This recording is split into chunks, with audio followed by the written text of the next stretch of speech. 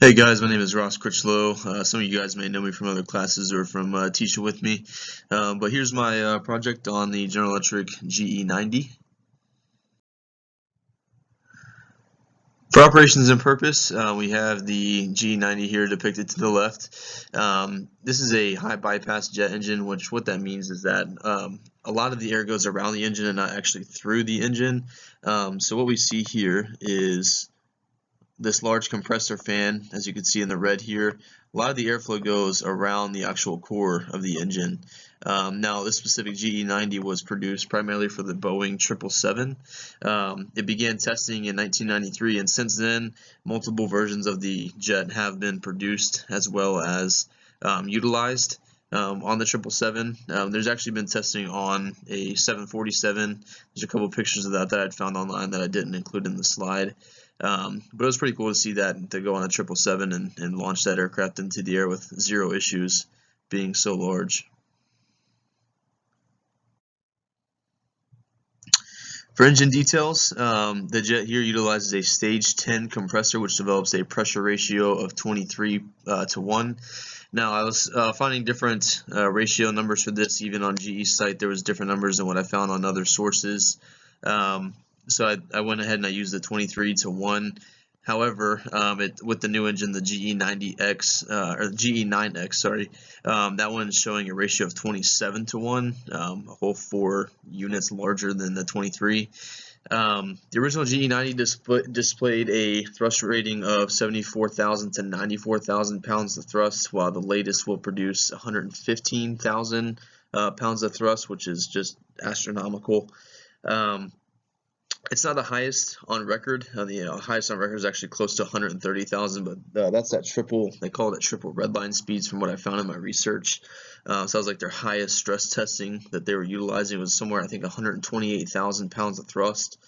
The latest variant is almost 13 feet in diameter, making it wider than a 747 fuselage, which is just mind-blowing. I've never been on a 747, but I've gone past them while a passenger on another commercial airliner, and it's just mind-blowing how big they are. And then just to think that this engine is even larger than that is just ridiculous, for lack of a better term.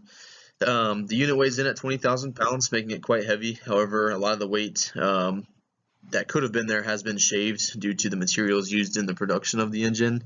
They use carbon fiber, a lot of different composite materials, and it actually is shaved somewhere over in the realm of 2,000 pounds from the engine just by using those materials. And actually, with these compressor blades, I'm sure a lot of you have seen these already, but they have earned some awards for being like the most beautiful and state-of-the-art compressor blades out there. And it's just, overall, it's a piece of art that a lot of people can appreciate. Fun fact here, if you have a pair of these engines, they could suck all the air out of the Yankee Stadium in about 13 minutes flat, which is pretty impressive. So advantages and disadvantages. The engines are extremely costly at about 27 to 41 million. The original GE90s were about 27 million from what I found in my research, and the latest unit that will be coming out next year, the GE9X, has a sale price of $41 million, more than most of us will ever make in our lifetime, probably combined. The engine was also designed mainly for the 777, so it doesn't have a lot of other airliner use. Not a lot of models carry this engine, pretty much just the different variants of the 777, 777. Those are the only aircraft that are using this engine for the most part. However, they've produced over 2,000 units, so I imagine with the 2,000 units, unless some were just used as spares, that they've been utilized on about 1,000 777s. Pretty impressive. Now, advantages, the GE90 is an extremely long-range engine and doesn't consume as much fuel as some of its rivals, I guess you could say. These engines are allowing a lot of these aircraft to go anywhere in the world without having to refuel, which is, I mean, that's awesome. It deletes the layovers that a lot of people have to have. It totally deletes the need for a stop and then hopping on another aircraft. So long range, can go anywhere in the world. Very, very impressive. Love it. Also, the newest variant, the ge9X, which will be coming out, it's passing the FAA's new noise restrictions. I'm not exactly sure what they are, or what the noise levels have to be or be under, for that matter. But I just know that it's reported to be less than what those restrictions are rated at. And the fuel, due to being so fuel efficient and with all the new technology that General Electric has put out, the fuel cost is only 7 to 9% of the operating cost for the aircraft, or for that engine. So I can't beat that, especially with all the different environmental problems that we're facing today. So as far as engine failures and problems are concerned, there haven't been a lot of issues with this engine. It's extremely reliable, very well maintained, and just the quality that's gone into it, the engineering has set a pretty industry-wide standard as to what an engine should be able to do and the reliability that an engine should have.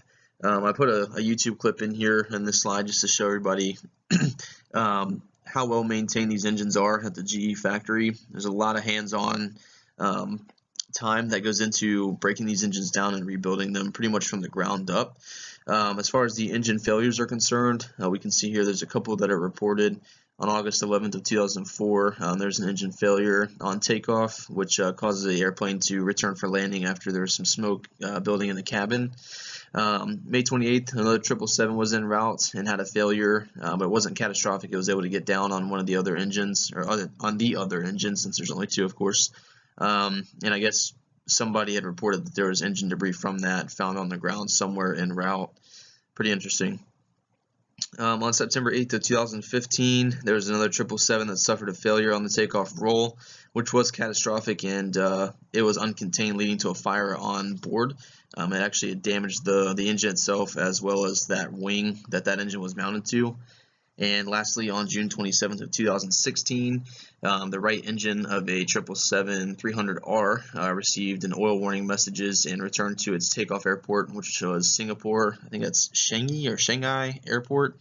Upon arrival, the aircraft engine caught fire and damaged the unit, as well as the wing of that one, also similar to the September 8th, 2015 incident. And here I'm just I included this slide, or this picture in this slide, to show the breakdown of the engine and just the basics. Now, looking at pictures of this engine, it's actually quite more complex than this. However, it shows you the basic idea and the basic design of the ge90. Pretty interesting. Shows the different high and low pressure compressors, different combustors, as well as how the air bypasses that engine. You can see a majority of that air goes around the core and not actually through the core. So, and that helps produce a lot of the thrust, and also that's how these jet engines are able to produce such high efficiency with their fuel burn.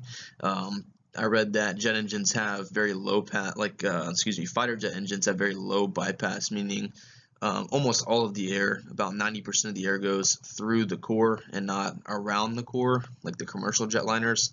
And that's very good for power outputs and thrust outputs. However, fuel efficiency is pretty much depleted, and that's why the fighter jets consume so much fuel, and they don't have a whole lot of time in the air. So that's my my take on the ge90. I hope you guys enjoyed it. Hope you guys enjoy this semester, and look forward to seeing you guys next semester.